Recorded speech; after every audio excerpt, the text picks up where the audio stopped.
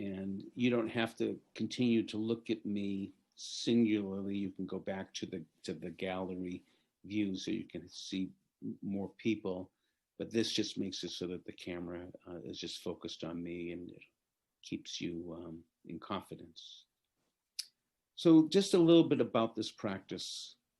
So as I mentioned earlier, the 32 parts of the body is found in the foundations of mindfulness. And the teachings of there's actually 4 foundations of mindfulness that the Buddha taught: the mindfulness of the body, mindfulness of feeling tones, mindfulness of mind states, thoughts and emotions. And then the 4th foundation is a collection of teachings that support us to understand the meditation practice, particularly around the first 3 foundations of the body: feeling tones and mind states. Within the 4th foundation, then these collections of teachings are very supportive to help us to understand the practices when we meet hindrances, when we're meditating and we're getting lost in challenges. It also has teachings about factors of awakening, the 4 noble truths of suffering, the causes of suffering, and the path leading to greater peace, to looking at Kevin was referring to the selfless nature of the body, that the body's made of aggregates, that and then there's the 6-fold sense space.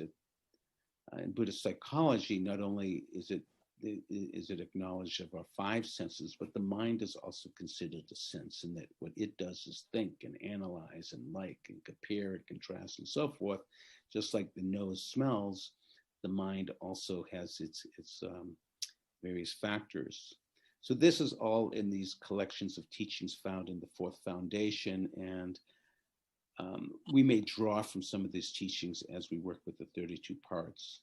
But the 32 parts of the body is found in the 1st foundation of mindfulness of the body. There's 6 distinct practices. There's the practice of getting into a posture that you can be mindful of, such as standing, walking, sitting, or lying. There's the practice of the mindfulness of breathing. There's the practice of the clear comprehension of bringing mindfulness into our day-to-day activities, from chopping carrots to washing the dishes to sweeping to all the different activities of day-to-day living we can bring our mindfulness to. Those 3 practices are more often introduced and practiced in the West. The latter 3 are less practiced. In some cases, some people don't even know they exist. So these last 3 practices found in the 1st foundation of the body. The first one is the 32 parts of the body meditation, and then the next one is a meditation on the 4 primary elements that all material phenomena is composed of solids, liquids, motion, and temperature. The 32 parts of the body and the element practice intersect with one another, and we'll be teaching it from an insight perspective, that these parts of the body they're comprised of solids, liquids, motion, and temperature, so that sense of separateness begins to dissolve. The last practice is a very graphic contemplation on the mindfulness of death. 9 different stages of decomposition, from the first day of a body dying until gradually it turns into dust. And I'll spare you the graphic details of these different powerful stages of decomposition, but it's a very powerful practice that really begins to help us penetrate the truth of this life is fragile, this life is precious, that the death rate has remained the same through the ages, which equals 1 per person. There's an old Hindu saying in ancient India that everyone thinks everyone else is going to die, but not me. And so this particular practice really begins to dissolve that type of belief. We will be focusing on the 32 parts of the body meditation.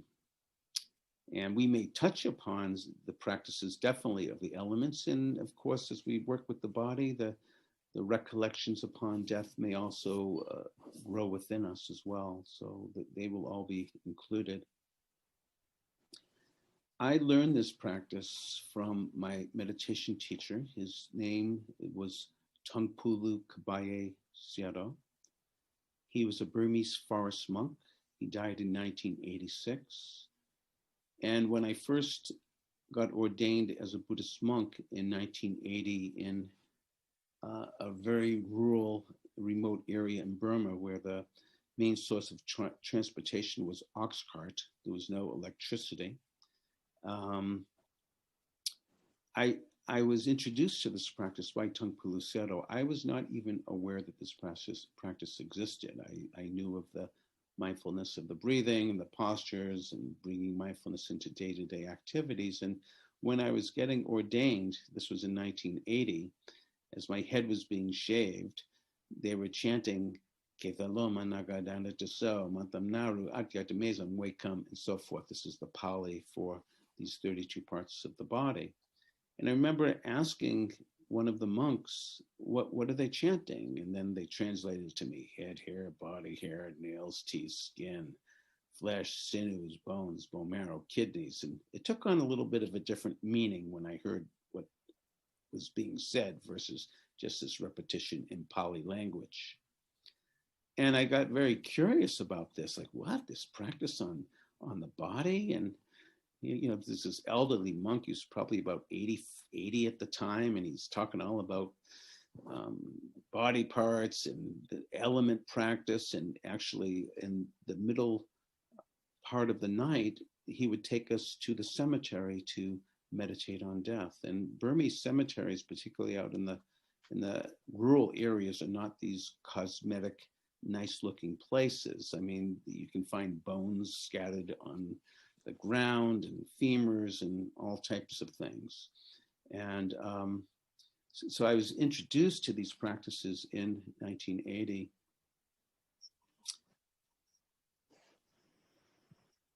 After being in Burma for a few months, we invited Sierra to come back to the United States. And so I was part of a group of people that we brought him back to the United States. And we ultimately founded a monastery in Boulder Creek here in Santa Cruz County. That's how I ended up in Santa Cruz. And I disrobed, but I became what was known in Burmese as a kapia, which means, it literally means to make things allowable. And I was an attendant. I was attendant to the monks, and I took care of them. I ended up living in the monastery for 8.5 years and practicing very intensively with them. And so the 32 parts of the body became part of a practice that I worked with. It turned out that Tungpulu Sero was one of the very few monks in Burma or even anywhere that practiced this to great depth. And so I was very fortunate to study with him. After I left the monastery, and you're probably wondering, well, why did you leave? Well, I ended up getting married. You've probably heard that type of story before. And I got a job at the Cabrillo College Stroke Center. And my job was a counselor. And part of my job description was to teach classes in relaxation and what I knew was mindfulness. And so I began to teach mindfulness as a relaxation class for people living with stroke and Parkinson's, MS, other neurological and orthopedic conditions. And I found that people were really responding to this, beginning to reconnect with parts of the body that weren't the way that they once were. One person would say, yeah, this mindfulness is helping me to stay out of a nursing home. And I said to her, what do you mean? She goes, well, look at me. I'm an old woman. I need my walker. I have to go to the bathroom every night. And because I'm going to walk mindfully with lifting, moving, and placing my legs as I walk mindfully, I'm not going to end up falling and breaking my hip and ending up in a nursing home. So I'd hear these very interesting stories of the efficacy of mindfulness. This gradually led to hearing about John Kabat-Zinn and his work at the University of Massachusetts Medical Center, bringing mindfulness into working with people living with stress and pain and illness. And we developed a very close connection, and I became a mindfulness-based stress reduction teacher, which I've been doing for close to 30 years in contract with different hospitals, El Camino Hospital in Mountain View, Dominican Hospital in Santa Cruz, and been doing that for quite some time. And of course, within mindfulness-based stress reduction, we teach a practice called the body scan, which is a composite that John Kabat-Zinn developed through his experiences working with Goenka and yoga and so forth, the Goenka tradition of U Ba Khin. They do body scanning as well, except in the U Ba Khin tradition, you start with a scanning at the top of the head and work your way down to your feet. And John Kabat-Zinn reversed it, starting with the feet going up to the head. And when he was asked, why did you do that? He said, I wanted to anatomically start furthest away from the head because we're so much in it all the time, which I thought was a pretty good answer. Mm-hmm. So I began teaching MBSR, but as a Dharma Buddhist practitioner, I also continued to practice the 32 parts of the body. And there was this moment, and it was in 2006. So, it's kind of this remarkable moment that I had. It's like 26 years after being introduced to this practice and thinking it's one of the most bizarrest, profoundest practices I've ever done. I had this epiphany that this practice should be shared with others in a more broader way because it was hardly ever practiced. It's similar to, I could probably do this, but I won't now. I could share the screen. But there's a Gary Larson cartoon from the Far Side. And there's a picture of a group of cows in a pasture and they're eating grass. And, cows do this a lot. They are in pastures and they eat grass. But the way that this comic is these cows are in the pasture, they're eating grass, and one looks up and this cow has an epiphany and starts calling out to the other cows saying, hey, wait a minute, we're eating grass. We're eating grass. We're eating grass. And in the same way, that's the closest I could say that it was like this epiphany 26 years later after practicing this. It's like, wait a minute, we have a body. We have a body. We have a body. And there was something about that. I even have goosebumps right now as I speak about this because it was so profound. And I began to really, wow, this practice is so powerful. It is also so weird and so amazing. And it's like we live in these parts day in and day out, but we hardly know them.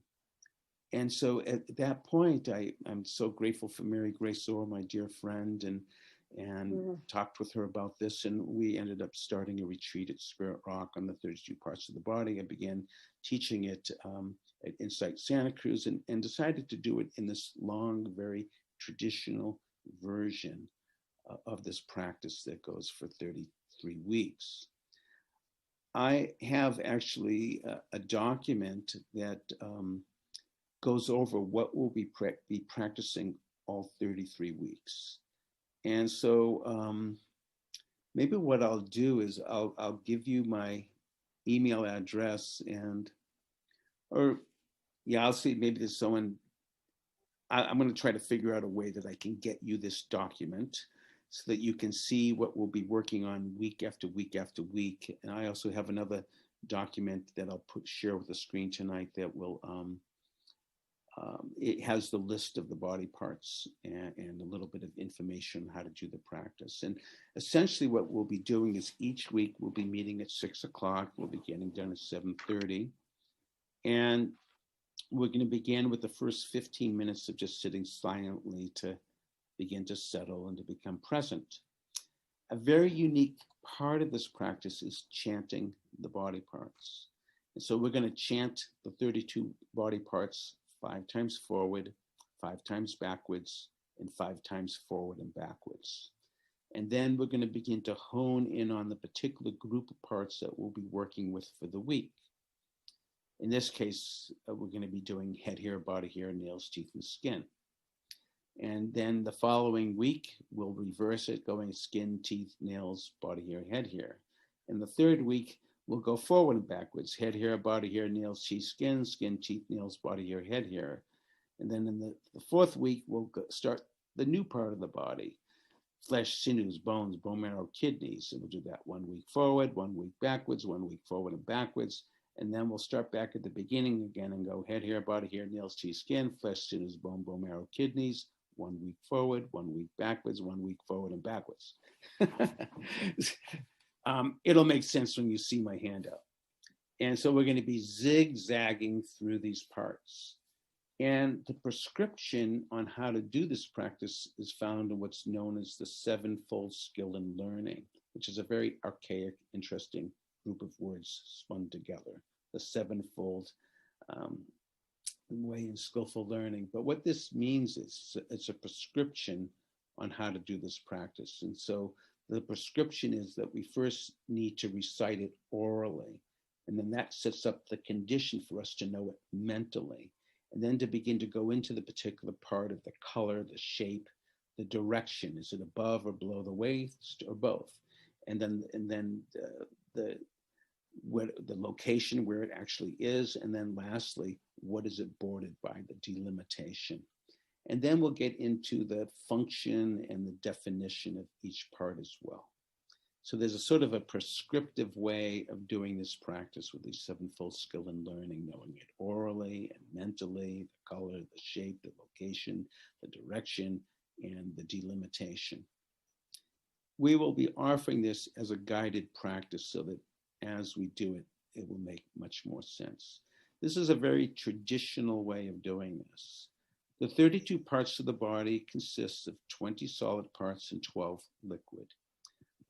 The 20 solid parts are head hair, body hair, nails, teeth, skin, flesh, sinews, bones, bone marrow, kidneys, heart, liver, diaphragm, spleen, lungs, large intestine, small intestine, stomach, feces, and brain. And then the liquid parts is bile, phlegm, pus, blood, sweat, fat, tears, grease, saliva, mucus, oil of the joints, and urine. That's quite a list of parts. You're probably thinking right away, why this order?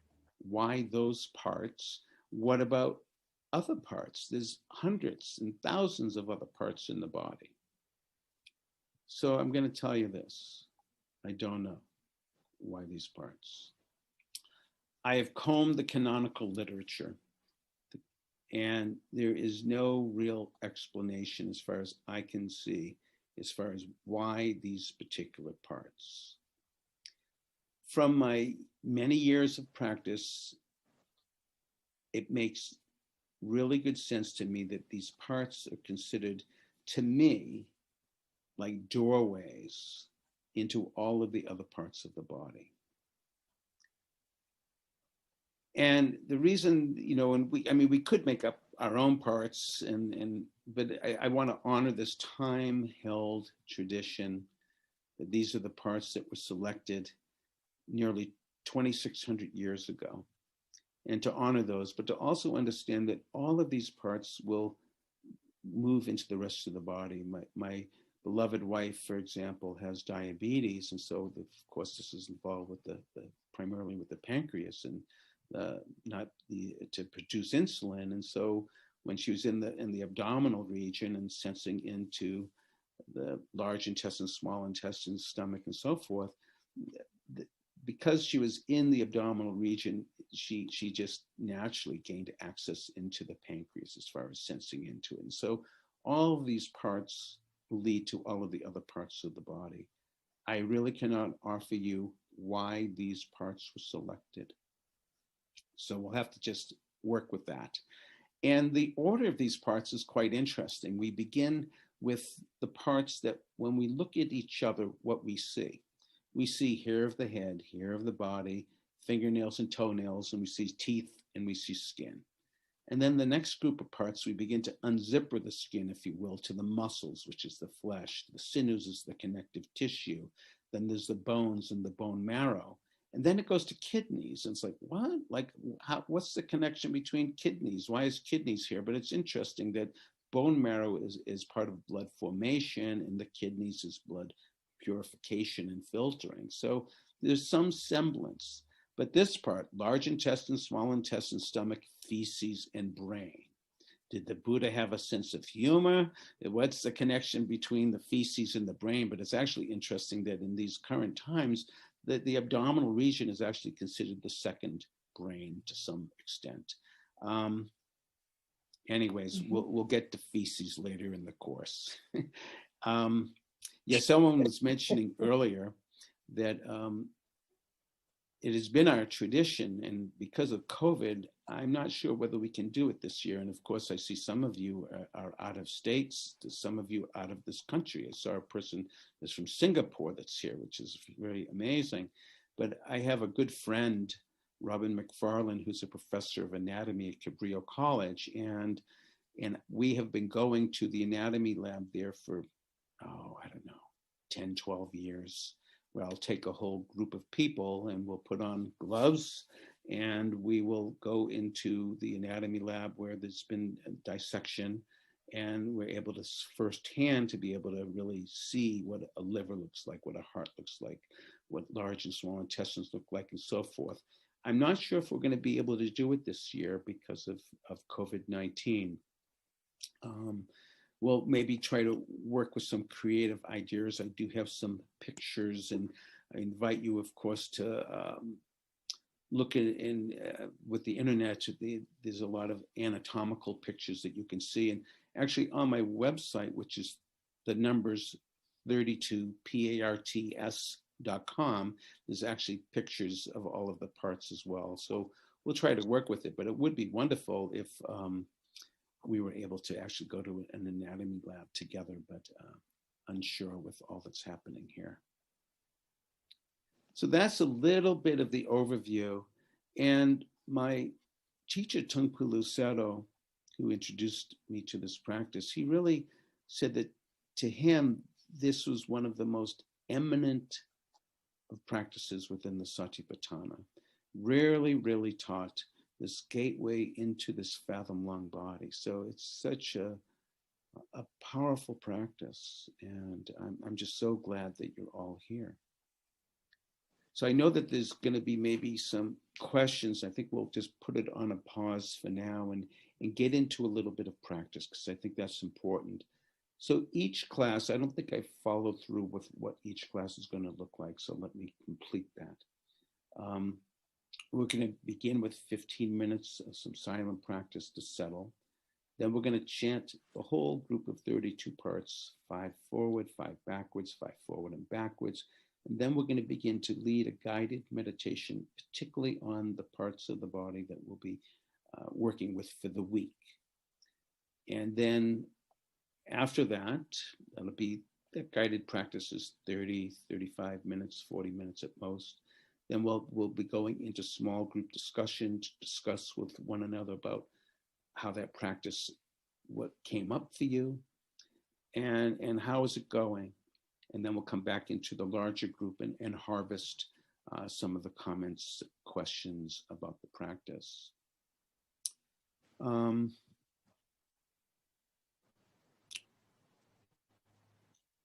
there was one other thing.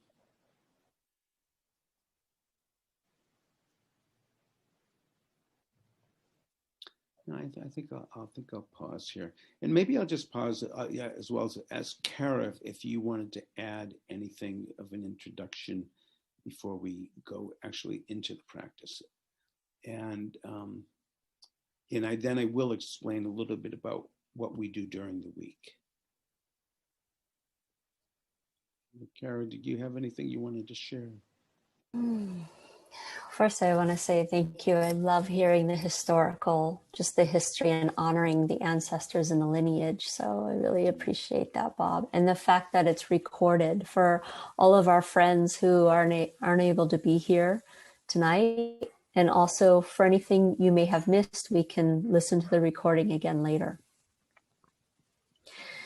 And when you ask me if I have anything to add, what I'm really feeling in my heart right now is just to practice. Yeah. Okay. So I don't really have, find, maybe if you've been sitting for a while with your left leg in front of your right, maybe move your right in front of your left, give yourself a wiggle and so you can readjust. I do notice in the chat, there are some questions that are coming to us. And so these recordings will be on YouTube. And so we'll talk more about that later. Yeah, just to say, if you go to insightssantacruz.org website, there's a place where the recordings are homed, and there's a link to get into the YouTube. What I'm going to do now is I'm going to share the screen. And actually, I'm going to do one thing first. Is you can just take a look. This is just to give you a sense of the 33 weeks. So we're working with all of these different parts week to week to week. It's quite a list. And I'm going to talk with Kara. We'll figure out a way that I don't want to send out like 50 individual emails for this. So we'll figure out a way that you can get access to this. And so that's the practices that we'll be working with week by week. And then what I want to show you as well is how to practice. And this will also get to you as well.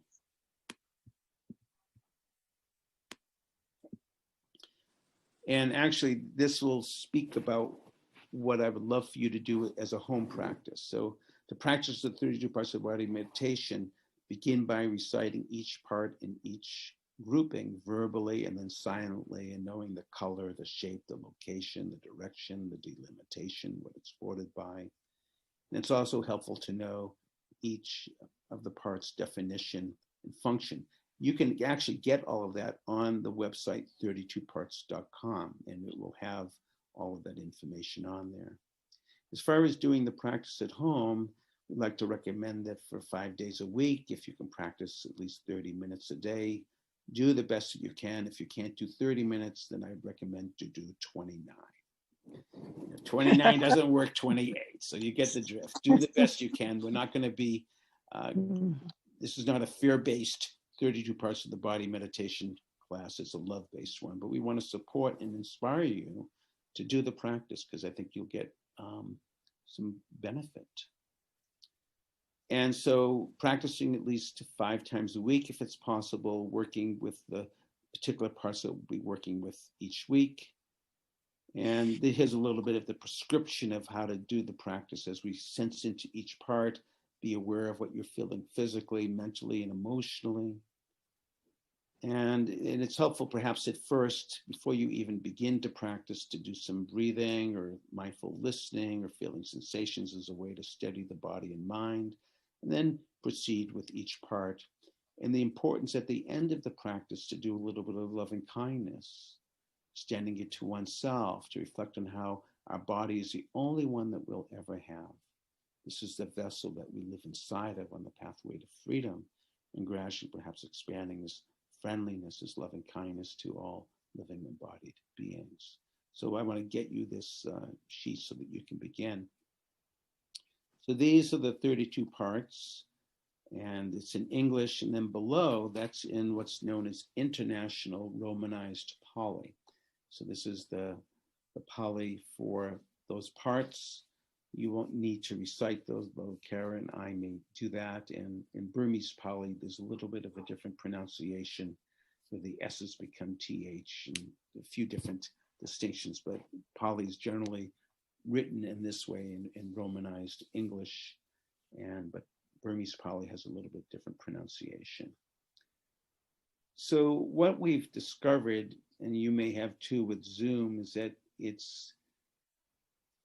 when we do the chanting, we should all be muted, because it only lets one voice in at a time. And someday the engineers will figure out how we can do this out loud and it can be in sync. But for now, I think what we do is that you would chant at home these parts, and then you would just hear either my voice or Kara for when we do the chanting, so that it will sound a little bit better. So what I'd like to do is we will chant all of these 32 parts 5 times forward, 5 times backwards, and 5 times forward and backwards. Then we're going to do a very brief scan of going into head here, body here, Neil Chi scan. And again, I think it's very interesting that it starts with these parts, that when we look at one another, this is what we see. And just to let you know, the cosmetic industry knows about this. It's a multi-billion-dollar industry. And how much of the time are we fussing with our head hair, our body hair, our nails, our teeth, and our skin? And so this practice helps to potentially to break some of the spell of enchantment with the body. Like, what is head hair? Actually, if you look it up in a medical dictionary, it's thin, flexible shafts of hardened cells protruding from the head. Its function also is that it protects us from ultraviolet light if you have head hair, and also it has a thermal regulation. It keeps us warm. That's what head hair is. So sometimes, like when my wife and I, when we come back, get our haircuts, we'll each ask each other, how's your thin, flexible shafts of hardened cells protruding from your head? Because that's what it really is. And then after that, we make it into a whole world. I'll share a little bit as we penetrate into the body here.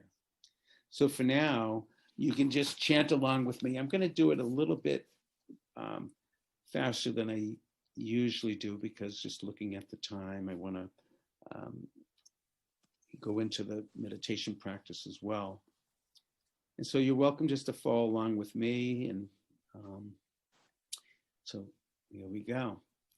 Head hair, body hair, nails, teeth, skin, flesh, sinews, bones, bone marrow, kidneys, heart, liver, diaphragm, spleen, lungs, large intestine, small intestine, stomach, feces, brain, bile, phlegm, pus, blood, sweat, fat, tears, grease, saliva, mucus, oil of the joints, urine, head, hair, body hair, nails, teeth, skin, flesh, sinews, bones, bone marrow, kidneys, heart, liver, diaphragm, spleen, lungs, large intestine, small intestine, stomach, feces, brain, bile, phlegm, pus, blood, sweat, fat, tears, grease, saliva, mucus, oil of the joints, urine, head, hair, body hair, nails, teeth, skin, flesh, sinews, bones, bone marrow, kidneys, heart, liver, diaphragm, spleen, lungs, large intestine, small intestine, stomach, feces, brain, bile, phlegm, pus, blood, sweat, fat, tears, grease, saliva, mucus, oil of the joints, urine, head, hair, body hair, nails, teeth, skin, flesh, sinews, bones, bone marrow, kidneys, heart, liver, diaphragm, spleen, lungs, large intestine, small intestine, stomach, feces, brain, bile, phlegm, pus, blood, sweat, fat, tears, grease, saliva, mucus, oil of the joints, urine, head, hair, body hair, nails, teeth, skin, flesh, sinews, bones, bone marrow, kidneys, heart, liver, diaphragm, spleen, lungs, large intestine, small intestine, stomach, feces, brain, bile, phlegm, pus, blood, sweat, fat, tears, grease, saliva, mucus, oil of the joints, urine, oil of the joints, mucus, saliva, grease, tears, fat, sweat, blood, pus, phlegm, bile, brain, feces, stomach, small intestines, large intestines, lungs, spleen, diaphragm, liver, heart, kidneys, bone marrow, bones, sinews, flesh, skin, teeth, nails, body hair, head hair. Urine, oil of the joints, mucus, saliva, grease, tears, fat, sweat, blood, pus, phlegm, bile, brain, feces, stomach, small intestines, large intestines, lungs, spleen, diaphragm, liver, heart, kidneys, bone marrow, bones, sinews, flesh, skin, teeth, nails, body hair, head hair. Urine, oil of the joints, mucus, saliva, grease, tears, fat, sweat, blood, pus, phlegm, bile, brain, feces, stomach, small intestines, large intestines, lungs, spleen, diaphragm, liver, heart, kidneys, bone marrow, bones, sinews, flesh, skin, teeth, nails, body hair, head hair. Urine, oil of the joints, mucus, saliva, grease, tears, fat, sweat, blood, pus, phlegm, bile, brain, feces, stomach, small intestines, large intestines, lungs, spleen, diaphragm, liver, heart, kidneys, bone marrow, bones, sinews, flesh, skin, teeth, nails, body hair, head hair. Urine, oil of the joints, mucus, saliva, grease, tears, fat, sweat, blood, pus, phlegm, bile, brain, feces, stomach, small intestines, large intestines, lungs, spleen, diaphragm, liver, heart, kidneys, bone marrow, bones, sinews, flesh, skin, teeth, nails, body hair, head hair, body hair, nails, teeth, skin, flesh, sinews, bones, bone marrow, kidneys, heart, liver, diaphragm, spleen, lungs, large intestine, small intestine, stomach, feces, brain, bile, phlegm, pus, blood, sweat, fat, tears, grease, saliva, mucus, oil of the joints, urine, urine, oil of the joints, mucus, saliva, grease, tears, fat, sweat, blood, pus, phlegm, bile, brain, feces, stomach, small intestines, large intestines, lungs, spleen, diaphragm, liver, heart, kidneys, bone marrow, bones, sinews, flesh, skin, teeth, nails, body hair, head hair. Head hair, body hair, nails, teeth, skin, flesh, sinews, bones, bone marrow, kidneys, heart, liver, diaphragm, spleen, lungs, large intestine, small intestine, stomach, feces, brain, bile, phlegm, pus, blood, sweat, fat, tears, grease, saliva, mucus, oil of the joints, urine, oil of the joints, mucus, saliva, grease, tears, fat, sweat, blood, pus, phlegm, bile, brain, feces, stomach, small intestines, large intestines, lungs, spleen, diaphragm, liver, heart, kidneys, bone marrow, bones, sinews, flesh, skin, teeth, nails, body hair, head hair, body hair, nails, teeth, skin, flesh, sinews, bones, bone marrow, kidneys, heart, liver, diaphragm, spleen, lungs, large intestine, small intestine, stomach, feces, brain, bile, phlegm, pus, blood, sweat, fat, tears, grease, saliva, mucus, oil of the joints, urine, oil of the joints, mucus, saliva, grease, tears, fat, sweat, blood, pus, phlegm, bile, brain, feces, stomach, small intestines, large intestines, lungs, spleen, diaphragm, liver, heart, kidneys, bone marrow, bones, sinews, flesh, skin, teeth, nails, body hair, head hair, body hair, nails, teeth, skin, flesh, sinews, bones, bone marrow, kidneys, heart, liver, diaphragm, spleen, lungs, large intestine, small intestine, stomach, feces, brain, bile, phlegm, pus, blood, sweat, fat, tears, grease, saliva, mucus, oil of the joints, urine, oil of the joints, mucus, saliva, grease, tears, fat, sweat, blood, pus, phlegm, bile, brain, feces, stomach, small intestines, large intestines, lungs, spleen, diaphragm, liver, heart, kidneys, bone marrow, bones, sinews, flesh, skin, teeth, nails, body hair, head hair, body hair, nails, teeth, skin, flesh, sinews, bones, bone marrow, kidneys, heart, liver, diaphragm, spleen, lungs,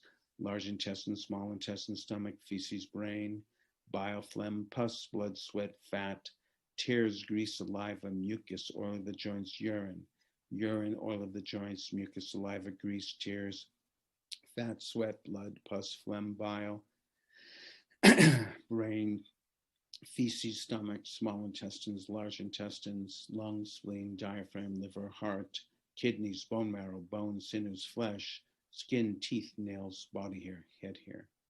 Ketha loma nakadanda taso mantham naru atyati mesam wakam hariam yakanam kalomakam piyakam papatham antham antaguna udarin keritam matulungam peitamte mampubo lohitamte do medo hathu watha kelo thinkanika latikam modam.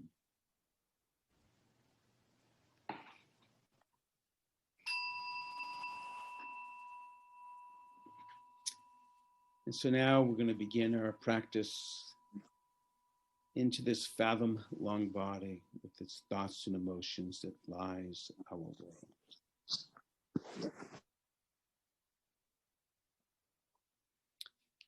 So we're going to begin with this first grouping of head hair, body hair, nails, teeth, skin. And so we're going to say this 5 times out loud. And then we're going to do it 5 times silently within ourselves. So you could begin head hair, body hair, nails, teeth, skin. Head hair, body hair, nails, teeth, skin. Head hair, body hair, nails, teeth, skin. Head hair, body hair, nails, teeth, skin. Head hair, body hair, nails, teeth, skin. And now doing this silently.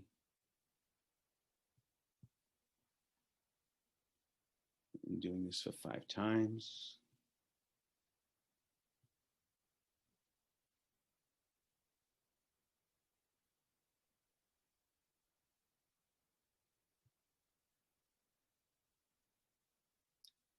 Now we'll just start with head hair. And so sensing, how we work with this practice is trying to sense into the top of your head to head hair and to help maybe identify it. The color of the hair can be blonde, brown, gray, reddish, blackish. The shape, it can be curly, can be straight. The direction is found above the waist. The location, it protrudes from the top of the head. The delimitation, it's bordered by the face and the back of the neck. The definition of head hair is that it's thin, like thread-like outgrowths from the skin of mammals, thin, flexible shafts of hardened cells. Head hairs are constantly shedding and being replaced by new hairs. Every 2 to 5 years is a replacement of entirely new head of hair. It says that the average human scalp has about 100,000 hairs. Its function is to keep the top of the head protected and for temperature regulation, also protection from ultraviolet light, and that thermal regulation, it keeps us warm. So in this practice, we'll always start with this particular sevenfold skill in learning, knowing it verbally, then mentally, the color, the shape, the direction, the location, the delimitation, its definition and function. And from there, we begin to sense into the head hair, sense into this part of the body, and to be aware of what may get evoked. It could be something, a memory of the past that surfaces itself up. It could just be this penetration into sensing into the head hair. This practice has both a personal and impersonal aspect. It's very interesting. Just thin, flexible shafts of hardened cells protruding from the head. And on a personal level, I'll just share a brief story. One time I was meditating on my head hair, and this memory came to me. I'd totally forgotten. The memory was when I was 13 years old, I was brought up in the Jewish tradition, and I got bar mitzvahed. And I recall this memory of, it was the evening of my bar mitzvah. There was a big party. I was the person to be celebrated because I was the bar mitzvah boy. And so they were coming to celebrate me reading the Torah and so forth. And, you know, as a 13-year-old, I really wanted to look good. And so I went into the bathroom and I had this bottle, this tube of Brill cream.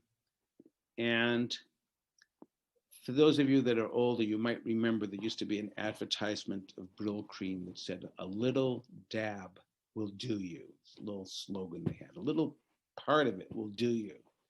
So I thought to myself at 13, if a little dab will do me, a lot of dab will do me even better. So I ended up squeezing the whole tube of Brill cream into my hair. And it became so greasy. The grease was dripping out of my hair onto my hired tuxedo suit. I put my head underneath the sink. I'm trying to wash it out in water and oil.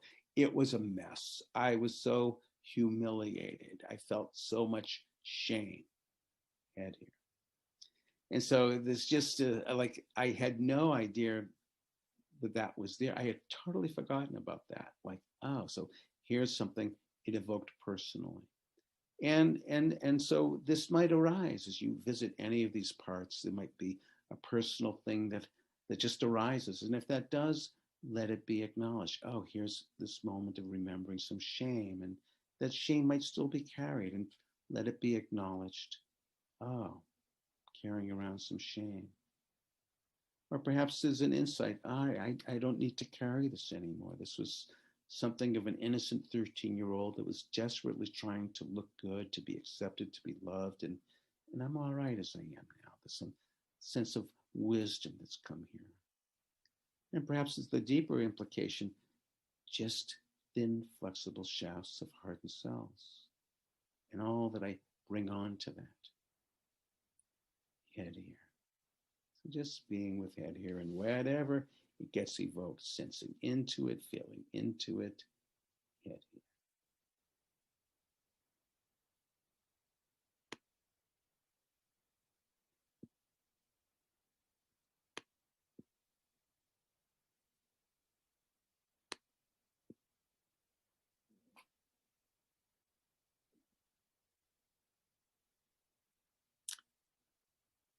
And so from the head here, we can expand it as well into the body here, which is, of course, made of the same thin, flexible shafts of hardened cells.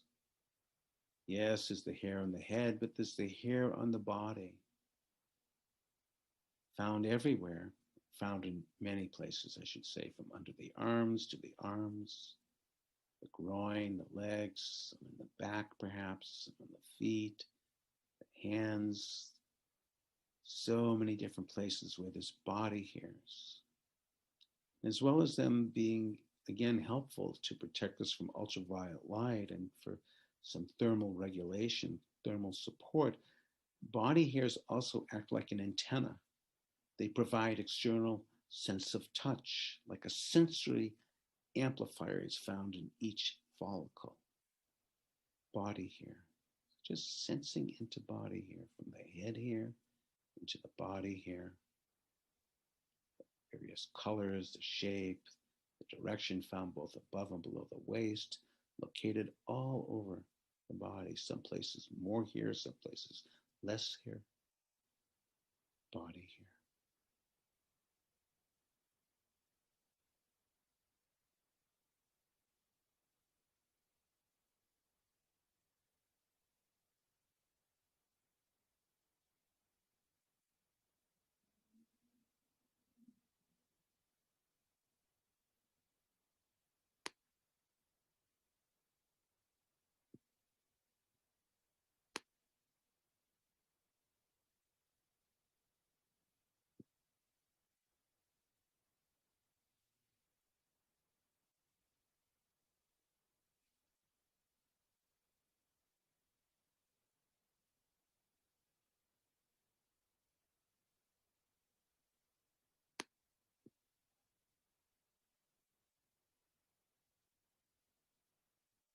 And now letting us shift to nails. The color of nails, and this includes both fingernails and toenails, is mostly clear, unless it sometimes yellows with age. Of course, we can paint them. The shape is like fish scales and found both above and below the waist, located in the fingers and toes, and bordered by the fingers and toes. Fingernails and toenails are made of a tough protein called keratin. This is the same substance that is found in animal hooves and horns. I love that, our connection with the animals. You're welcome even just to touch your nails. Same substance, keratin, found in animal hooves and horns. Nails are a horn-like structure located at the end of fingers and toes, forming flat plates. The only living part of a nail is situated inside or underneath the skin, and a fingernail or a toenail takes about 6 months to grow from base to tip.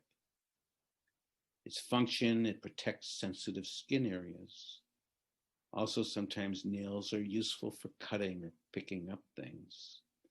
Nails also act as a counterforce. When the end of a finger touches an object, it enhances the sensitivity of the fingertip. Nails, fingernails, and toenails. Sensing into those areas, sometimes it is helpful to touch them if you like. Nails. And just whatever gets evoked. As we sense into it, the personal, perhaps the impersonal. Nails.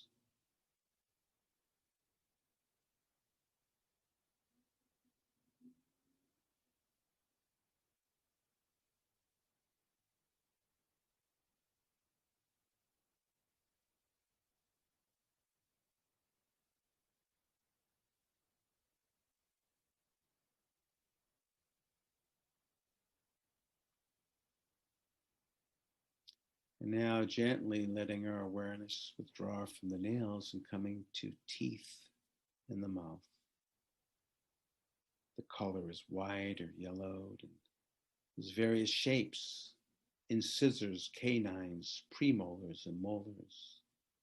The direction is found above the waist, located in the mouth, bordered with the gums and the roof of the mouth. The definition: teeth are 32 bony, calcified projections in the jaws that serve as the organs of chewing food. Every person has two complete sets of teeth during life. The first sets of teeth are called primary teeth. And they're generally lost around the age of 14 and replaced by permanent teeth. There are 20 primary teeth and 32 permanent teeth on average.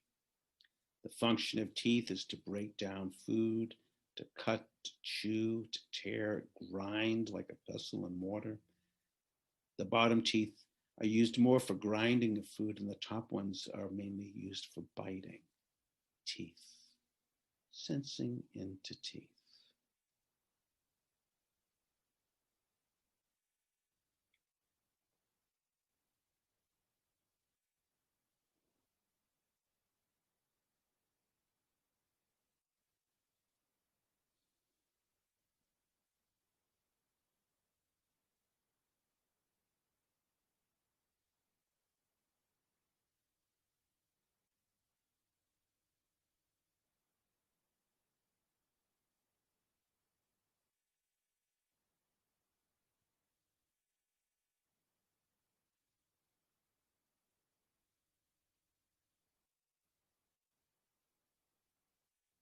And so from teeth, we'll shift to this last part of the body in this particular group that we'll be working with for the week as well, and that is skin. The color of skin can be black, brown, yellowish, reddish, whitish. It's like a big bag of grain that takes shape of whatever's inside. It is the largest human organ within the body. A surface area of around 25 square feet if you unravel it. Found both above and below the waist, located all over the body from face to feet to fingers, and bordered by head hair, body hair, nails, and teeth. The definition: the skin is a soft outer cover organ that forms the outer surface of the body. There are over 4 million pores in the skin. Yet in 1 square inch of skin lies 4 yards of nerve fibers, 1,300 nerve cells, 100 sweat glands, 3 million cells, and 3 yards of blood vessels. That's just in 1 square inch. Also within 1 square inch of skin on the human body lives around 32 million bacteria. This is why the Dharma says we live with the many. Of course, modern science speaks about that. We're about 10% human, and much more all of these organisms that live within the body. Also, it's known that humans shed around 600,000 particles of skin every hour. We've been here for about an hour and a half. There's about 52 of us in the room, and like we'd need a shovel to be picking up all the particles of skin that have dropped off our bodies in the last hour and a half. They say about 1.5 pounds a year of skin sheds from the body, and that most of the dust particles in your house are made of dead skin. The function of skin is that it shields the body against infection, dehydration, injuries, parasites, and temperature changes. It provides sensory information about the environment. It manufactures vitamin D, excretes salts in small amounts of urea. The skin also acts as a water-resistant barrier, so essential nutrients aren't washed out of the body. So we have all of this about skin, and yet we know how much suffering has occurred because of the color of our skin. I was very fortunate a number of years ago to travel to South Africa, and we went to what's called the Cradle of Humankind.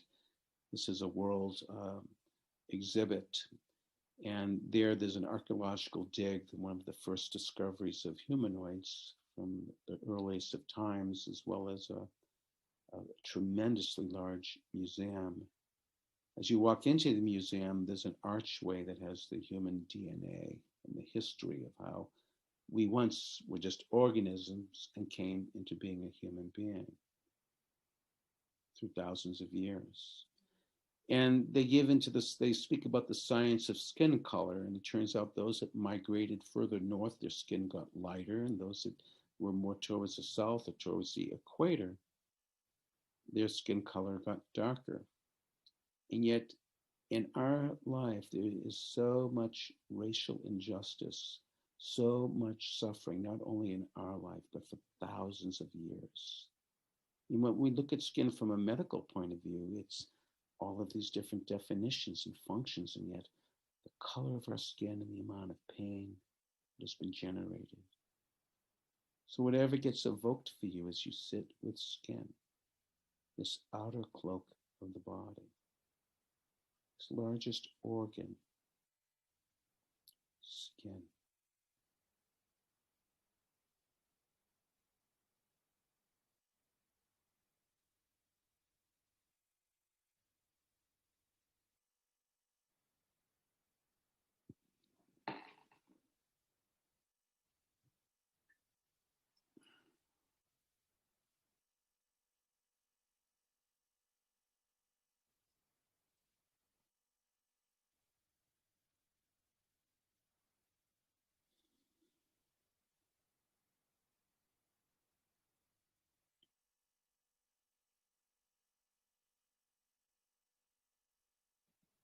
Very sobering, this body. So this being a little bit of a briefer meditation, we'll just end with just a reflection on this body, of the head hair, the body hair, the nails, teeth, and skin, and all of the other parts that make up this body. And that again, from the Buddha and his poetic, beautiful words, that within this fathom-long body, with its thoughts and emotions, lies our world. Its beginning, its end, the pathway to freedom is found within this fathom-long body. As we come to an end of this sit, may we take a moment to honor this body, this vessel that we live inside of, this vehicle that supports us to greater pathways to wisdom, to compassion. Honoring the body, but also that sobering and understanding, perhaps in time, beginning to lessen some of that spell of enchantment. That the hairs is just these thin, flexible shafts of hardened cells, but what we do with them creates our worlds of pleasure and pain. So the soberingness of understanding these narratives and stories and conditioning and interpretations of head hair, and then the powerful non-personal, just these thin, flexible shafts of hardened cells, and what we bring to it, the personal and the impersonal. May all embodied beings discover the gateways into the heart, and may there be peace.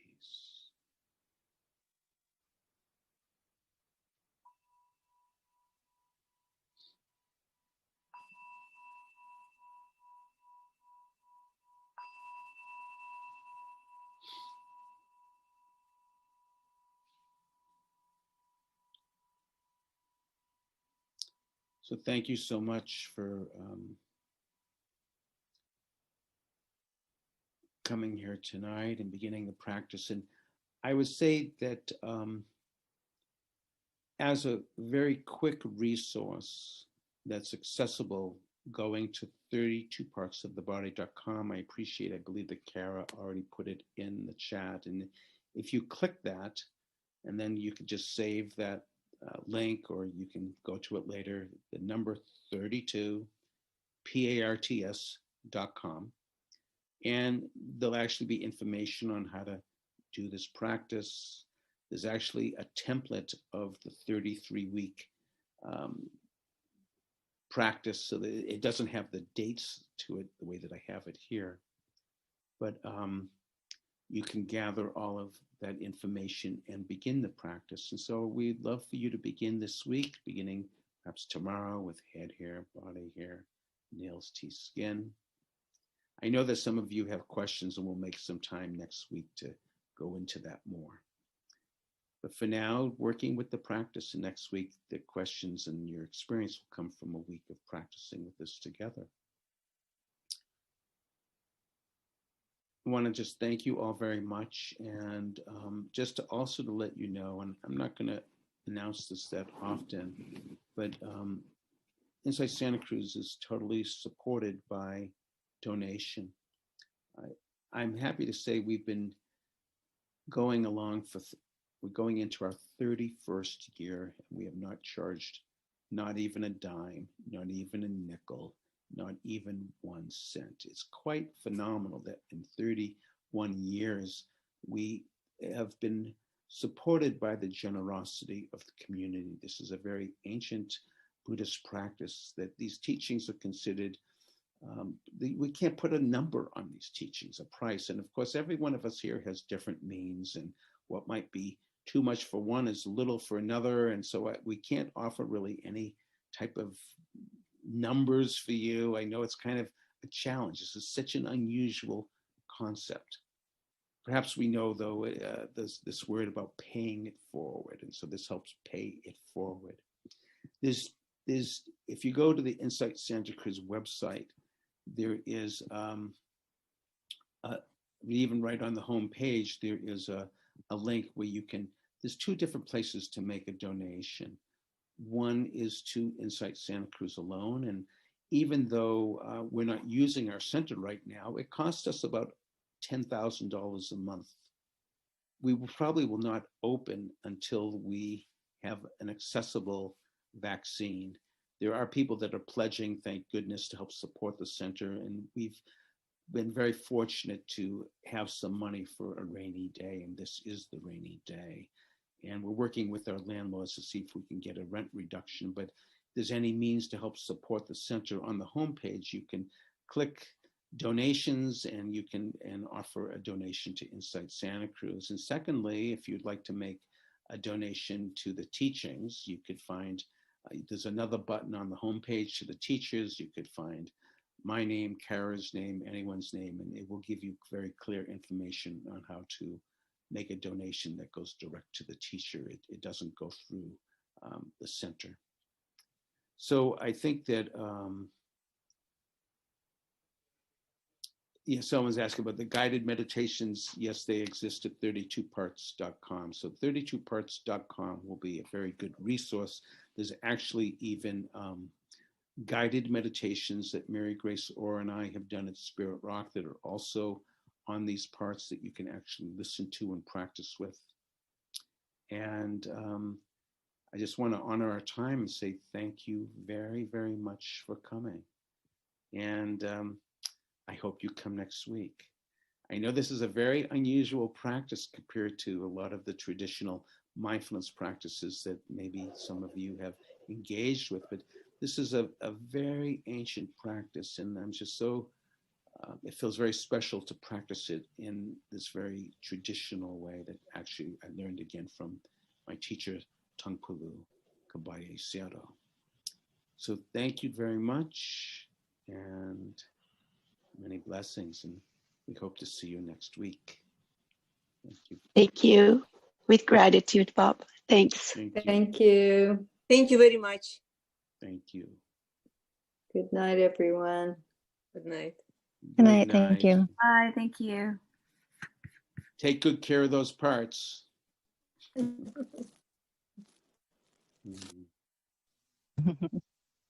Thank you all. Thank you.